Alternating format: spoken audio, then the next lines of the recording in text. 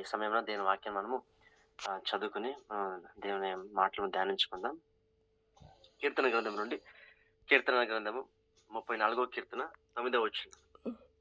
కీర్తన 34వ కీర్తన 9వ వచనం.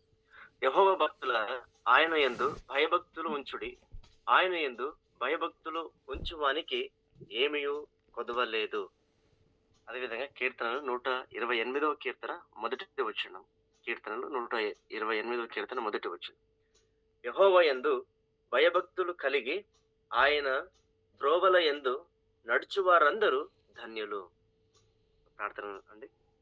ప్రేమనమ్మకం గల మా ప్రియ పరలోకపు తండ్రి, అవనేసయ్య, ఈ సమయం ప్రభ నీ సన్నిధిలో ఈ విధంగా చేరి వచ్చి ప్రభ నామాన్ని స్తుతించుకునేటకు ప్రభ నీ వాక్యం వినటకు తండ్రి మాకు ఇచ్చిన మంచి సమయం బట్టి స్తోత్రం చెల్లిస్తున్నాం నాయన. ఈ సమయం తండ్రి కొద్దిసేపు నీ మాటలు ధ్యానిస్తుండగా ప్రభా నీ మాటల ద్వారా మమ్మల్ని హెచ్చరించండి, బలపరచండి, మాతో మాట్లాడి మీరు మహిమ పొందండి ప్రభు. ఇతబడిన మాటలు మా ప్రతి ఒక్కరి జీవితంలో తండ్రి నూరంతలుగా ఫలించినట్లు కృప చెప్పమని మా ప్రియ ప్రభు రక్షకుడైన యేసుక్రీస్తు పరిశుద్ధ నామమున ప్రార్థించి వేడుకను పొందిన మా ప్రియ పరలోకపు తండ్రి, ఆమేన్. దేవునికి స్తోత్రం కలుగును గాక. చదువుబడిన లేఖన భాగంలో మనము అక్కడ ముఖ్యంగా ఒక మాటను మనము ఈరోజు ధ్యానించబోతున్నామండి. ఆ మాట ఏంటంటే ఇక్కడ చూస్తున్నాం, భయభక్తులు అన్న మాట మనం చదువుబడిన 2 వచనాల్లో కూడా ఆ మాట మనం గమనించగలం. ఇక్కడ దేని వాక్యంలో స్పష్టంగా రాయబడిన మాట ఏంటంటే, యెహోవా యందు భయభక్తులు మీరు ఉంచండి. ఎవరికి ఈ మాట చెప్పబడింది అంటే, యెహోవా భక్తులారా అని ఎక్కడ మనం చూస్తున్నాం. ఆయన యందు భయభక్తులు ఉంచుడి, ఆయన యందు భయభక్తులు ఉంచువానికి ఏమీ కొదవలేదు. దేవునికి స్తోత్రం. మన జీవితంలో ఉన్న ప్రతి ఒక్క అవసరతకు, ప్రశ్నకు జవాబు ఇక్కడే మనకు ఉందండి. ఎక్కడ ఉందంటే, ఆయన యందు మనము భయభక్తులు నిలుపుటలో, భయభక్తులు ఆయన యందు మనము ఉంచటలో అని మనం దేవుని లేఖలో స్పష్టంగా చూస్తున్నాం. ఎందుకంటే ఆయన యందు భయభక్తులు ఎవరైతే కలిగి ఉంటారో వారికి ఎటువంటి ఏమి కొదవ లేదు అని దేవుని వాక్యం స్పష్టంగా రాయబడి. ఒకవేళ ఈ రోజు మన జీవితంలో ఏదైనా కొదవతో మనం ఉన్నామంటే, లేకుంటే కొదవ కలిగి ఉన్నామంటే, దేని విషయమైనా మనకు చింత చేస్తున్నామంటే, బహుశా మనము ఆలోచించిన విషయం ఏంటంటే, మా జీవితంలో నిజంగా దేవుని యందు భయభక్తులు మనం కలిగి ఉన్నామా మన ప్రశ్న మనము మనం ఎదుట వేసుకోవాలండి. ఆ వాక్యపు వెలుగులో మన జీవితాన్ని మనం చక్కదిద్దుకుంటే ఖచ్చితంగా ఏ కొదవ ఉండకుండా మనము జీవించులాగన దేవుడు ఆయన కార్యం చేస్తాడు. ఎందుకంటే దేని వాక్యము సత్యం కాబట్టి ఆయన లేఖనాలు మన జీవితంలో నెరవేరుతాయి. ప్రతి ఒక్క విషయంలో కూడా మనం గమనించినట్లయితే అక్కడ మనం గమనిస్తామండి. సో దేవుని వాగ్దానం ఫస్ట్ ముందర దేవుని యొక్క ఆజ్ఞ ఉండడం మనం చూస్తాం, లేకపోతే ఒక కండిషన్ ఉండడం మనం చూస్తాం. అక్కడ చూడండి, యోహాను సువార్తలో కూడా ఒక మాట మనం గమనించగలం. యేసయ్య చెప్పిన మాటలో ఏమంటాడంటే, సో మీరు నా యందును నా మాటలు మీ యందును నిలిచి ఉన్న ఎడల మీరు ఏదైనా అడుగుడి, నేను మీకు అది అనుగ్రహిస్తాను అంటాడు, మీరు పొందుకుంటారా అంటాడు. అంటే మనం ఏదైనా అడిగినప్పుడు మనం పొందుకోవాలంటే అక్కడ కండిషన్ మనం ఏమిటంటే, అక్కడ ఏం చూస్తున్నామంటే, ఫస్ట్ మనం గమనించాల్సిన విషయం, ఆయన యందు మనము, ఆయన మాటలు మన యందు మనము ఆయన యందు నిలిచి ఉన్నామా అని ఒక ప్రశ్నకు మనము జవాబు ఇవ్వాల్సి వస్తుంది ఫస్ట్. సో కాబట్టి మనము ప్రతి ఒక్క విషయం ఇక్కడ మనం చూస్తున్నాం, ఏమి కొదవ లేకుండా మనము ఉండగలం. ఎప్పుడు ఉండగలము, ఎప్పుడు దేవుడు ఆ విధంగా మనల్ని ఉంచుతాడు, దీవిస్తాడు అంటే ఫస్ట్ మనం ఆయన యందు భయభక్తులు ఉంచినప్పుడు. ఈ యొక్క విషయం మనము ఈరోజు గమనించగలమండి. సో ఇక్కడ కీర్తన 128 కీర్తన కూడా అక్కడ చూస్తున్నాం, ఎవరు ధన్యులు, ధన్యత, దేవుని యొక్క ధన్యత ఎవరికి ఇవ్వబడుతుందంటే ఆయన యందు భయభక్తులు గలవారికి అని అక్కడ మనం చూస్తున్నాం. అలాగైతే అసలు భయము భక్తి అంటే ఏంటి అని మనం ఈరోజు ధ్యానించబోతున్నాం అండి. దేవునికి స్తోత్రం. భయము భక్తి అంటే ఏంటి? సాధారణంగా భయము భక్తి అన్నప్పుడు మనకు మనదైన ఒక ఆలోచన ఉంటుంది కదండి. సో దేవుని భయము భక్తి అన్నప్పుడు ప్రార్థించడము, క్రమంగా సంఘానికి వెళ్ళడము, దేవుని వాక్యము ధ్యానించడము, ఒక మంచి పనులు చేయడం అనే విధంగా మనం అనుకుంటాం. అయితే దేవుని వాక్యంలో స్పష్టంగా అసలు ఏం రాయబడింది, భయభక్తులకు నిర్వచనం ఏదైనా ఉందా దేవుని వాక్యంలో అంటే ఖచ్చితంగా ఉంది. ఆ వాక్యం మనము ఈరోజు చూసుకోబోతున్నాం. చూడండి, సామెతల గ్రంథం 8వ అధ్యాయము 13వ వచనం మనము చదవగలిగితే, సామెతల గ్రంథం 8వ అధ్యాయము 13వ వచనంలో ఈ విధంగా రాయబడిందండి. ఏమంటే, యెహోవా యందు భయభక్తులు కలిగి ఉండుట చెడుతనము నసహించుకొనుటయే. గర్వము, అహంకారము, దుర్మార్గత, కుటిలమైన మాటలు నాకు అసహ్యములు. చూడండి, ఇక్కడ స్పష్టంగా ఒక మాట మనకు తెలబడుతుంది. భయభక్తికి ఒక నిర్వచనం ఇక్కడ సామెతల గ్రంథంలో ఇవ్వబడింది. ఏంటి అసలు భయభక్తి అంటే? అంటే ఇక్కడ చూస్తున్నాం, యెహోవా యందు భయభక్తులు కలిగి ఉండుట చెడుతనమును అసహించుకొనుటయే. దేవునికి స్తోత్రం. అంటే చెడుతనము ఎవరైతే అసహించుకుంటారో వారు ఖచ్చితంగా దేవుని యందు భయము భక్తి కలిగి ఉన్నారనే అర్థం. ఇక్కడ దేని వాక్యం మనం చూస్తున్నాం. అంటే మన జీవితంలో చెడుతనము అసహించుకోకుండా, చెడుతనాన్ని విసర్జించుకోకుండా మనము ఏదైతే భక్తి అని అనుకుంటున్నామో, ఏదైతే భక్తిని మనం చేస్తున్నామో అది నిజమైన భయభక్తులు కాదండి. నిజమైన భయము కాదు. అసలు భయం అన్నప్పుడు, దేవుని భయం అన్నప్పుడు ఏమిటి అని ఆలోచన చేస్తే చెడుతనాన్ని విసర్జించుటయే నిజమైన ఆ భయము అని దేని వాక్యం మనం ఇక్కడ చూస్తున్నాం. అదేవిధంగా యాకోబు రాసిన పత్రికలు కూడా మనం గమనిస్తే అక్కడ కూడా భక్తి అంటే ఏంటో, భయభక్తులు అంటే ఏంటో అక్కడ ఒక నిర్వచనము క్రొత్త నిబంధనలో ఇవ్వబడిందండి. ఒకసారి ఆ వాక్యం కూడా చదువుకుందాం. యాకోబు రాసిన పత్రిక 1వ అధ్యాయం 27వ వచనం చూడండి. యాకోబు రాసిన పత్రిక 1వ అధ్యాయం 27వ వచనం.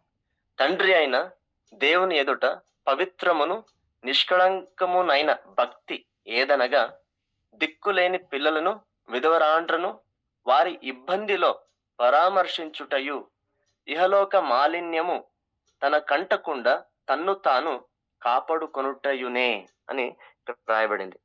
భక్తికి నిర్వచనం ఇక్కడ రాయబడింది. సామెత గ్రంథంలో దేవుని యందు భయానికి నిర్వచనం అక్కడ రాయబడిందండి.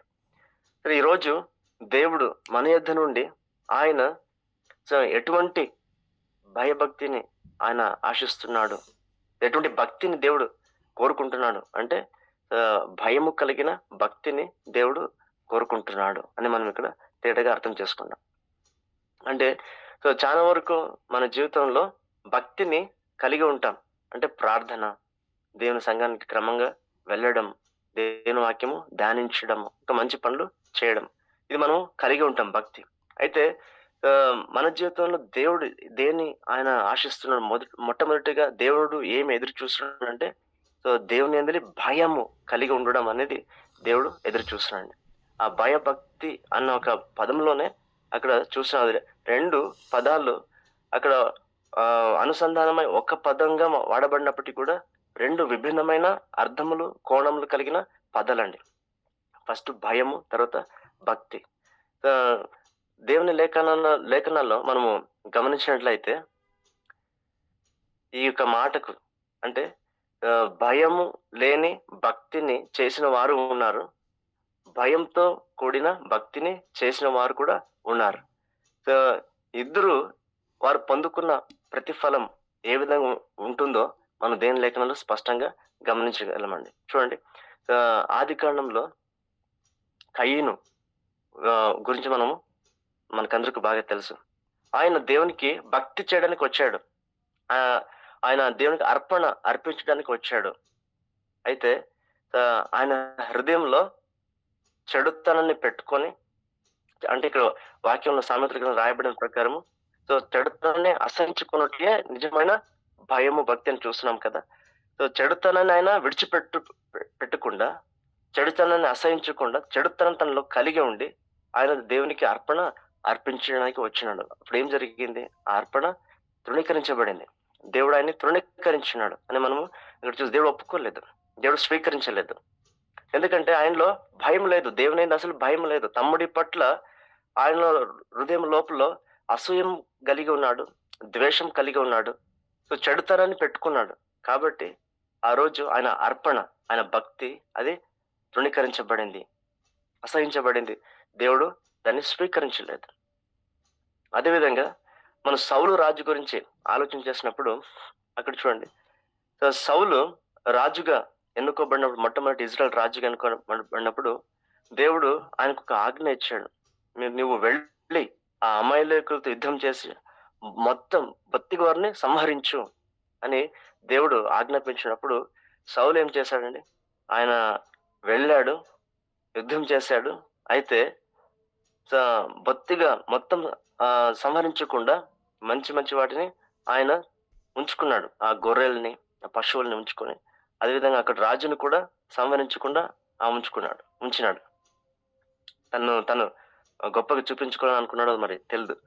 ఆహ్, తర్వాత జరిగిన విషయం ఏంటంటే, సమూయేలు ప్రవక్తని ఎదుర్కొన్నప్పుడు సమూయేలు ప్రవక్త తో మాట్లాడతాడు. "నీవు చెప్పినట్టుగా నేను అంతా చేశాను" అంటాడు. అప్పుడు ఆ కేకలు వినిపిస్తున్నప్పుడు సమూయేలు ప్రవక్త అడుగుతాడు కదా!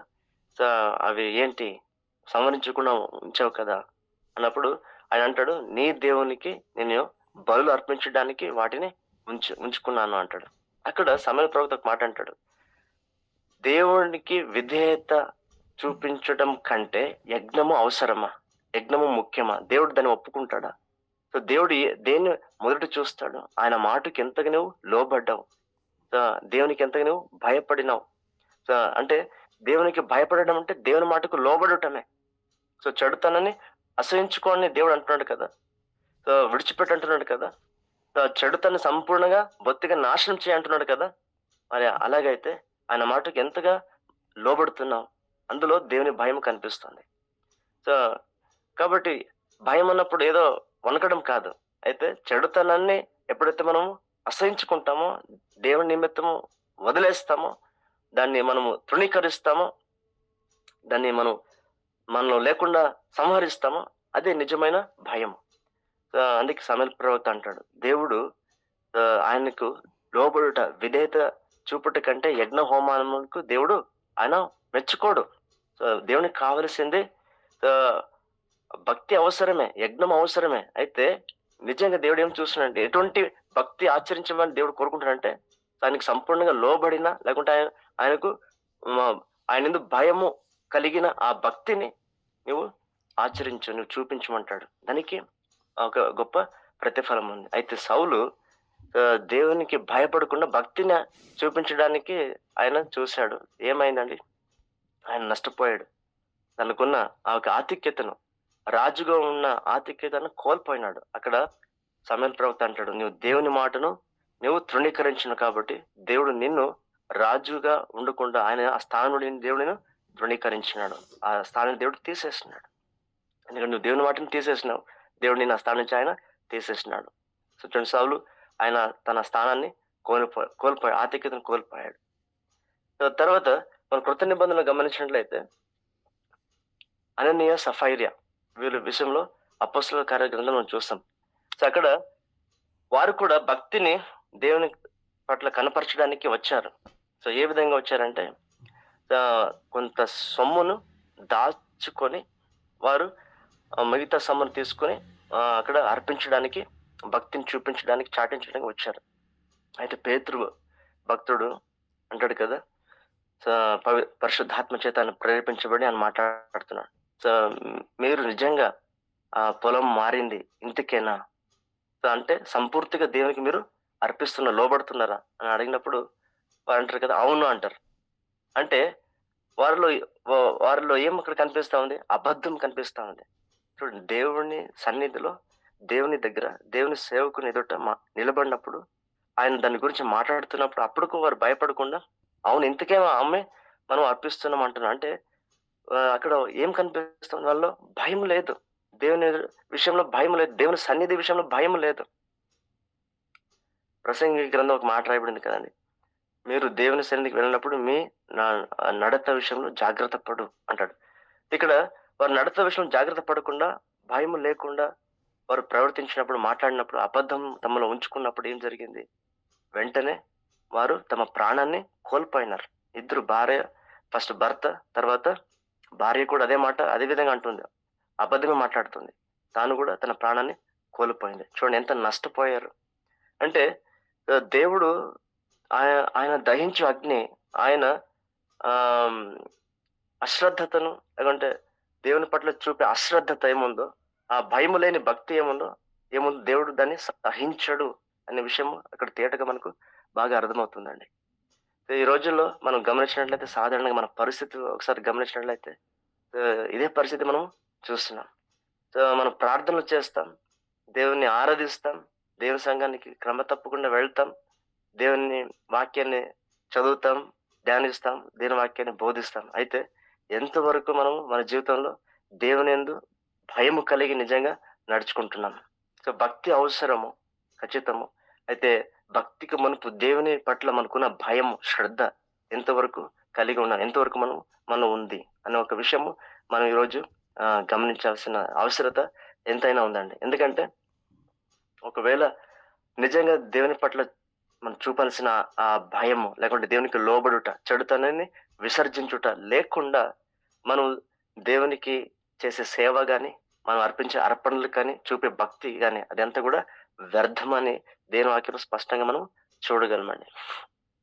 అదే విధంగా మనం ఒకసారి గమనించినట్లయితే భయంతో కూడిన భక్తి కలిగి దేవునికి నడుచుకున్నవారు ఏ విధంగా దీవించబడినారు అనే లేఖనాల్లో మనం గమనించినట్లయితే మనం చూసాం చూడండి. ఆ రోజు జక్కయ్య ఇంటికి యేసయ్య వెళ్ళినప్పుడు అక్కడ ఒక మాట జక్కయ్య అంటాడు కదా. ఏమంటాడంటే, ప్రభువా, నేను ఎవరితో అయినా అన్యాయంగా నేను ఏదైనా తీసుకుని ఉంటే 4 గంటలు వారికి వెనక్కి ఇచ్చేస్తాను. సో తర్వాత నా ఆస్తులు సగం భాగం అమ్మేసి పేదలకు నేను ఇస్తాను అంటాడు. అంటే ఇక్కడ ఆయన మాటలో 2 విషయాలు చూస్తున్నామండి. ఒకటి భయము, రెండోది భక్తి. ఏంటంటే భయం ఏంటంటే చెడుతనాన్ని విడిచిపెడతానంటున్నాడు. అన్యాయంగా ఎవరితో పుచ్చుకుని అంటే నేను 4 గంటలు వారికి వెనక్కి ఇచ్చేస్తానంటే ఇంకా అన్యాయము నాకు వద్దు, అన్యాయాన్ని విడిచిపెట్టేస్తాను అంటే భయము ఆయన కనపరుస్తున్నాడు. తర్వాత భక్తిని కూడా కనపరుస్తుంది. భక్తి అంటే యాకోబు రాసిన పత్రికలు మనం చూసిన విధంగా విధవరాండ్రను, దిక్కులేని వారిని ఆదుకోవడం అది భక్తి. నిజమైన భక్తి అనే యాకోబు పత్రికలో మనం తేటగా రాయబడింది. సో అక్కడ జక్కయ్య అదే కనపరుస్తున్నాడు. సో నా ఆస్తిని అమ్మేసి ఆ పేదలకి నేను ఇస్తాను, అంటే ఆ కొరతలో లేమిలో ఉన్న వారిని నేను ఆదుకుంటాను అంటున్నాడు. భక్తిని చాటుతానని చెప్తున్నాడు. అప్పుడు యేసయ్య ఏమన్నాడంటే, ఎప్పుడైతే భయంతో కూడిన భక్తి ఆయన కనపరిచాడో అప్పుడు వెంటనే యేసయ్య అంటున్నాడు, ఈ ఇంటికి ఈ రోజు రక్షణ వచ్చినది. ఇతడు కూడా అబ్రాహాము వంశస్థుడే కదా. చూడండి, ఎప్పుడైతే భయంతో కూడిన భక్తిని మనం దేవునికి కనపరుస్తామో, నడుచుకుంటామో, ఇక్కడ వాక్యం అయినప్పుడు వారు ధన్యులు. ఎటువంటి ధన్యత పొందుకుంటారంటే వాళ్ళు రక్షణ పొందుకుంటారు, దేవునికి రక్షణ పొందుకుంటారు. సో అదేవిధంగా ఇంకొక సందర్భంలో మనం చూస్తాం. ఆ ఒక సుంకరి తర్వాత ఫరిసాయుడు ఇద్దరు దేవాలయానికి వెళ్తారు కదా. వెళ్ళినప్పుడు అక్కడ ఇద్దరు ప్రార్థన చేస్తారు. ఆ ప్రార్థనలో మనం గమనించినట్లయితే సుంకరి ప్రార్థన దేవుడు విన్నాడు, ఆయన నీతిమంతుడిగా తీర్చబడి అక్కడి నుంచి వెళ్ళినాడు. అయితే ఫరిసాయుడు ప్రార్థనలో హెచ్చింపు ఉంది, అక్కడ దేవుని భయం కనపరచల. తర్వాత అక్కడ దూరం నిలబడిన ఆ ఒక సుంకరిని కూడా ఆయన తగ్గించి మాట్లాడినాడు. అటువంటి వాడు నేను కాదు కాబట్టి, పాపి అయినా సుంకరి వంటి వాడు నేను కాదు కాబట్టి దేవునికి స్తోత్రం అన్నాడు. ఆయన ప్రార్థన అసలు దేవుడు వినలేదు. అయితే ఎవరు ప్రార్థన దేవుడు విన్నాడు, ఎవరు నీతిమంతులుగా అక్కడి నుంచి తీర్చబడినారంటే ఆ సుంకరి. ఎందుకంటే ఆయన పశ్చాత్తాపం ఉంది. ఫస్ట్ దేవుడు ఏం చూస్తాడు, ఆ పశ్చాత్తాపం. చూడండి, దావీదు భక్తుడు కూడా ఆయన దేవునికి వ్యతిరేకంగా ఘోరమైన పాపం చేసినప్పటికీ కూడా ఆయన ఎందుకు కోల్పోయిన స్థానాన్ని మరల పొందుకున్నాడంటే ఆ రాజు స్థానాన్ని. ఎందుకంటే ఆయన దేవుని యందు నిజమైన ఒక పశ్చాత్తాపం ఆయన కనపరిచాడు. తప్పు చేసినప్పుడు సహజంగా ఎవరైనా మనం మనుషులైనప్పుడు తప్పు చేస్తాం, మాటల్లో తప్పిపోతాం, తలంపులు తప్పిపోతాం, ఆలోచనలు, తర్వాత మన ప్రవర్తన తప్పిపోతాం. అయితే దేవుడు ఏం చూస్తున్నాడు, ఏం కోరుకుంటున్నాడు అంటే ఆయన నిజంగా మనం దేవునికి భయపడినట్లయితే ఖచ్చితంగా పశ్చాత్తాప పడతాం, అది మానేస్తాం. సో దావీదు కూడా పశ్చాత్తాప పడినాడు, వెంటనే ఆయన స్వీకరించబడ్డాడు, తను కోల్పోయిన స్థానాన్ని ఆయన పొందుకున్నాడు. తర్వాత మనం గమనించినట్లయితే ఆ సుంకరి కూడా నీతిమంతుడిగా తీర్చబడి వెళ్ళాడు. ఎందుకంటే ఆయన రొమ్ము కొట్టుకొని ఆకాశం వైపు చూడడానికి కూడా ధైర్యం సాలక, పాపిని నన్ను కరుణించు తండ్రి అని ఇంత మొరపెట్టినాడు. దేవుడు ఆయన ప్రార్థన విన్నాడు. పశ్చాత్తాపం అక్కడ మనం చూస్తున్నామండి. ఈ యొక్క దేవుని యందు భయము, భక్తిలో అదొక ప్రధానమైన విషయం, పశ్చాత్తాపం అనేది. ఎందుకు దేవుని భయపడుతున్నాం కాబట్టి నువ్వు పశ్చాత్తాపడుతున్నావు. సో దేవుడు నిన్ను కనికరిస్తాడు. మనం అదేవిధంగా యోసేఫు తర్వాత దానియేలు వీరి జీవితాలను కూడా గమనించినట్లయితే అక్కడ కూడా మనం ఏం చూస్తున్నామంటే వారు దేవునికి భయపడినారు, చెడుతనాన్ని అసహించుకున్నారు. యోసేఫు విషయంలో మనం బాగా మనకు తెలిసిన విషయం. సో పోటిఫరు భార్య ఆయన టెంప్ట్ చేసినప్పుడు, శోధించినప్పుడు ఆయన ఏమాత్రం కూడా ఒప్పుకోలేదు. అక్కడి నుంచి ఆయన పారిపోయాడు. ఆ నిమిత్తము ఆయన నిందల పాలై చెరసాల వేయబడినప్పటికీ కూడా సో ఆయన దేవునిందు భయము, భక్తి కలిగి సో ఉన్నాడు కాబట్టి, భయభక్తులు ఆయన దేవుని ఉంచాడు కాబట్టి ఏం జరిగిందండి? సో నెక్స్ట్ ఆయన దేవుడు ఉన్నతమైన స్థితికి తీసుకుపోయాడు. చెరసాల నుండి ఆయన ఒక ఐగుప్తు దేశానికే ఆయన గొప్ప సర్వాధికారిగా దేవుడు ఆయన్ని చేశాడు. సో సో ప్రెజెంట్ నుండి ప్యాలెస్ కి ఆయన వెళ్ళాడు. అటువంటి ఉన్నత స్థితికి దేవుడు ఆయన హెచ్చించాడు. సో దానియేలు కూడా అంతే. దేవుని ఆయన భయభక్తి కలిగి రాజు భోజనాన్ని కూడా ఆయన తృణీకరించినాడు. అది నా ఆత్మీయ జీవితానికి ఆటంకంగా ఉంటుంది, నాకు వద్దు అని. ఎందుకు? దేవునికి భయపడ్డాడు. సో ఆయన దేవుడు ఎంత గొప్ప స్థానంలో పెట్టినాడంటే నెబుకద్నెజర్ రాజు కూడా ఆయన ముందు సాగిల పడినాడు. తర్వాత దానియేలు దేవుడే నిజమైన దేవుడిని ఒప్పుకున్నాడు, తన రాజ్యం అంతా ప్రకటించినాడు. ఆ ముఖ్యమైన ముగ్గురు అధికారులు దానియేలును పై స్థాయికి సో ఫస్ట్ అధికారిగా నియమించినాడు. సో చూడండి ఎంత గొప్ప స్థానాన్ని వాళ్ళు పొందుకున్నారు, అంతగా దీవించబడినారు. ఎందుకంటే దేవుని యందు వారు సో భయంతో కూడిన భక్తిని వారు కనపరచరు కాబట్టి.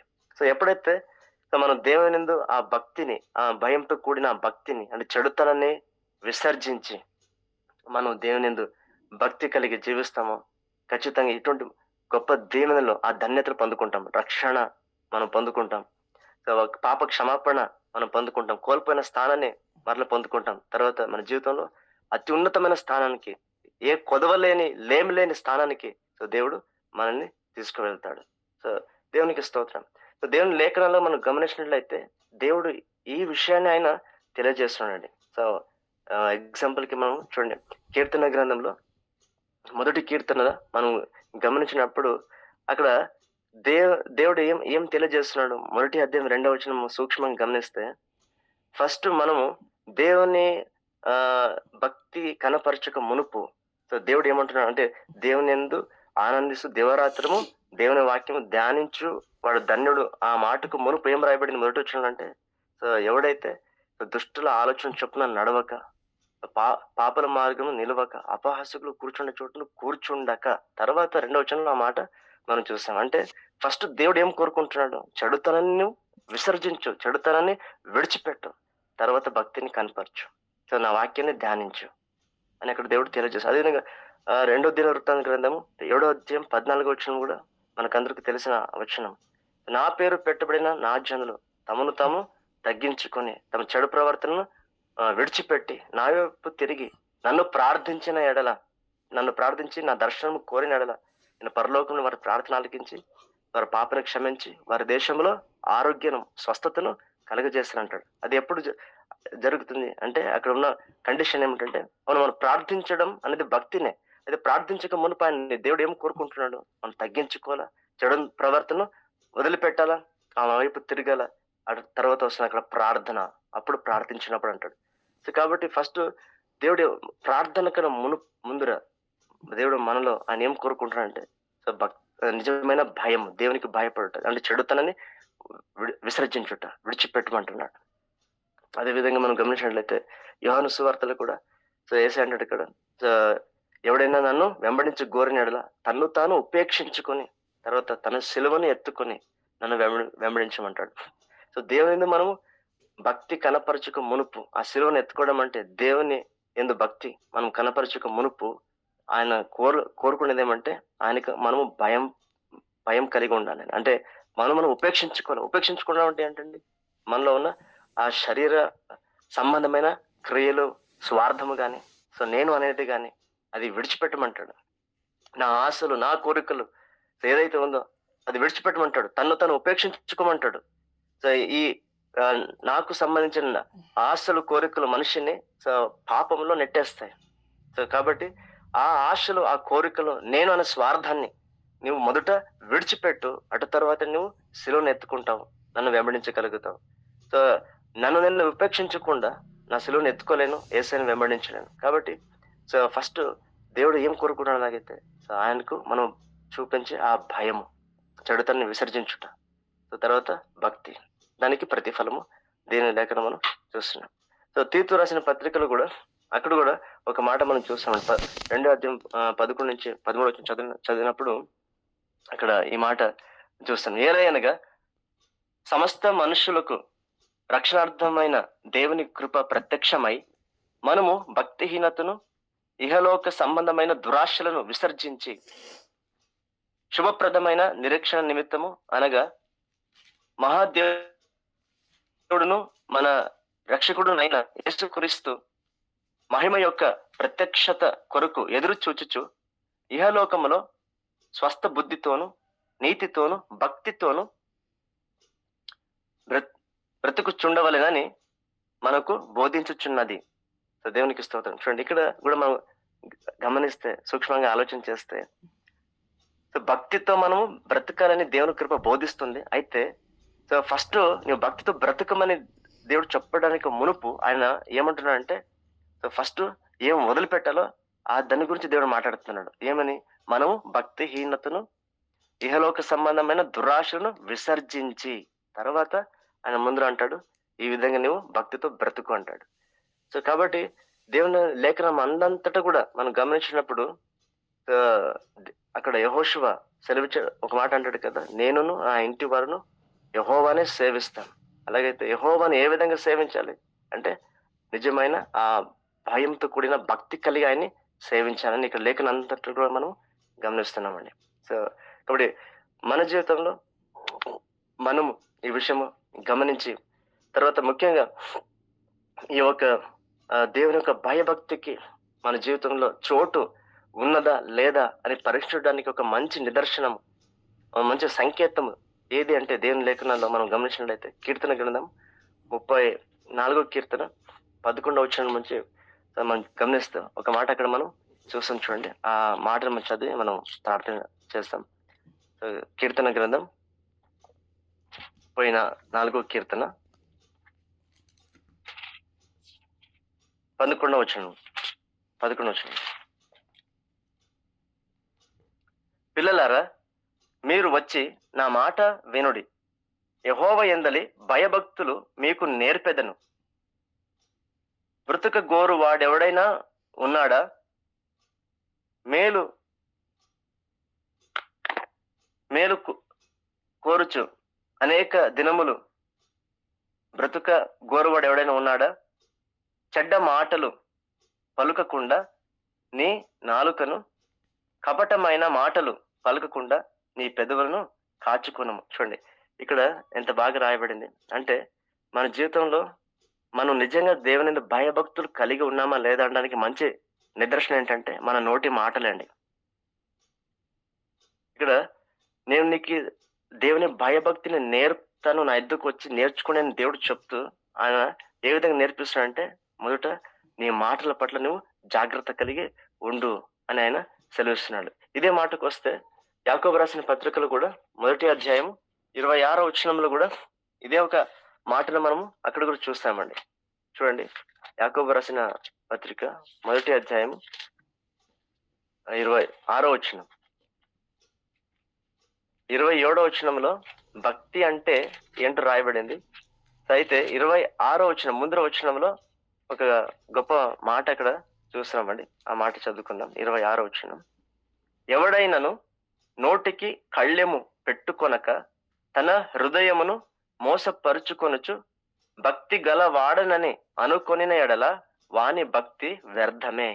చూడండి, మనం భక్తి కలిగి ఉన్నామని ఎక్కడ నిజంగా తెలియబడుతుంది అంటే, నోటికి ఎంత మట్టుకు మనం కళ్ళెం పెట్టుకుంటున్నాం, మన నోటి మాట విషయంలో ఎంత మట్టుకు జాగ్రత్త పడుతున్నాం. అవునండి. సో మన నోటి మాటకు దేవుని మనం కనపరిచే భయభక్తులకు చాలా సంబంధం ఉంది. సో ఏ విధంగా మనం చెప్పగలమంటే, ఆ రోజు అంత గొప్ప కార్యాలు చూసిన ఇజ్రాయెల్ ప్రజలు నోటికి కళ్ళెం పెట్టుకోకుండా దేవుని వ్యతిరేకంగా సొనగడం చేశారు. ఏమైంది? దేవుని వాగ్దానాన్ని వారు స్వతంత్రించకపోయారు. అయితే ఎవరైతే నోటికి కళ్ళెం పెట్టుకుని దేవునికి వ్యతిరేకంగా మాట్లాడుకుని నిలబడ్డారు, యెహోషువ కాలేబు, వారు ఆ దేశాన్ని స్వతంత్రించుకున్నారు. సో వారి భక్తి ఏమైంది? వ్యర్థమైపోయింది. ఇజ్రాయెల్ ప్రజల యొక్క భక్తి, ఎవరైతే భక్తులను అనుకున్నారో వారు సో భక్తి వ్యర్థమైపోయింది. సో ఈరోజు మన జీవితంలో మనము ప్రార్థన చేస్తున్నాం, దేవుని మనము భక్తి కలిగిన వారం అనుకుంటాం. అయితే ఇతరుల పట్ల ఏ విధంగా మనం మాట్లాడుతున్నాం? మన మాట తీరు ఏ విధంగా ఉంది? ఇతరుని కించపరుస్తూ మాట్లాడుతున్నామా? సో, ఈ విషయాలు గమనించాలండి. లేకుంటే మన నోట్లో కపటం ఉందా? లేకుంటే గర్వం ఉందా? గర్వము ఎప్పుడు ఎట్లా కనిపిస్తుంది? నోటి మాటలతోనే కదా! సో, గర్వం కలిగి ఉన్న మన మాటలు ఇతరుని కించపరిచి మనము మాట్లాడుతున్నామా? లేకుంటే మన మాటలో అబద్ధాలున్నాయా? నోటి మాటలో అబద్ధాలున్నాయా? మన నోటి మాటలో గొనగడలు, సన్నగడలు ఉన్నాయా? దేవునికి వ్యతిరేకంగా మనము మాట్లాడుతున్నామా? సో, ఇవన్నీ కూడా మనం గమనించాలి. సో, అంటే మన నోటి మాటల్లో ఈ చెడుతనము ఒకవేళ ఉంటే మనం దేవునికి లోబడకుండా ఉన్నాం. దేవునికి లోబడకుండా ఉన్నామంటే మనం చేసే భక్తి కూడా వ్యర్థమే అని దేవుని లేఖనంలో మనం చూస్తాం. కాబట్టి మన నోటి మాటలకు మనం నోటికి కళ్ళెము పెట్టుకోవాలని, మన నోట్లో ఎటువంటి కపటలు లేకుండా ఉండడమే దేవుని భయమని, సో భక్తి అని. సో ఇక్కడ దేవుని వాక్యం చూస్తున్నాం. భయానికి, భక్తికి రెండుకు కూడా మెయిన్ బేస్ ఏమంటే మన మాటలు, మన నోటి మాటలు. సో దేవునికి స్తోత్రం. సామెతల గ్రంథం ఒక మాట చూస్తాం. సో జీవము మరణము నాలుక వశం అని రాయబడింది. కాబట్టి మన నోటి మాట ద్వారానే యేసు ఒక మాట అంటాడు, నేను మాటను బట్టి నువ్వు నీతిమంతుడిగా తీర్పు పొందుతావు, నీ నోటిని మాటను బట్టి నువ్వు అపరాధిగా తీర్పు పొందుతావని ఆయన మత్తయి రాసిన సువార్తలో ఆయన ఆ మాట అన్నాడు. సో కాబట్టి మన జీవితంలో మనము ఎంతగా ప్రార్థించినప్పటికీ, ఎంతగా మనము దేవుని వాక్యం ధ్యానించినప్పటికీ, బోధించినప్పటికీ, సంఘానికి వెళ్ళినప్పటికీ మన నోటి మాట విషయంలో ఎంతగా జాగ్రత్తగా మనం కలిగి ఉన్నాం. అక్కడే మనం దేవుని ఎడల భయము, భక్తిని కనపరుస్తున్నాం. సో నిజమైన ఆ భక్తిని మనం కలిగి ఉన్నప్పుడు ఇటువంటి ప్రతి ఒక్క విధమైన చెడుతనం నుండి మనం, దేవునికి ఇష్టం లేని విషయం నుండి మనం దూరంగా ఉంటాం. నిజమైన భక్తిని మనం చేస్తాం. అప్పుడు ఖచ్చితంగా ఆ భక్తి, నిజమైన భక్తికి అంటే భయంతో కూడిన భక్తికి ఉన్న మంచి ప్రతిఫలము దేవుని మనము పొందుకుంటామండి. సో చివరి ఒక మాటలు చెప్పాలంటే, సో భయము, భక్తి అన్నప్పుడు దేవునికి ఇష్టము లేనిది విడిచిపెట్టుటయే భయము, దేవునికి ఇష్టమైనది మనం చేయుటయే భక్తి. సో ఇటువంటి భక్తిని అంటే భయంతో కూడిన భక్తిని మన జీవితంలో, మన నోటుకు సో కళ్ళెము పెట్టుకొని మనం జాగ్రత్త కలిగి జీవించే ఆ యొక్క భక్తిని దేవుడు మనం చేయనట్లు ఆయన కృపను మనకు అనుగ్రహించిన గాక. దేవుడి వాక్యంతో మనందరం దీవించిన గాక. దేవునికి స్తోత్రం. Praise lord.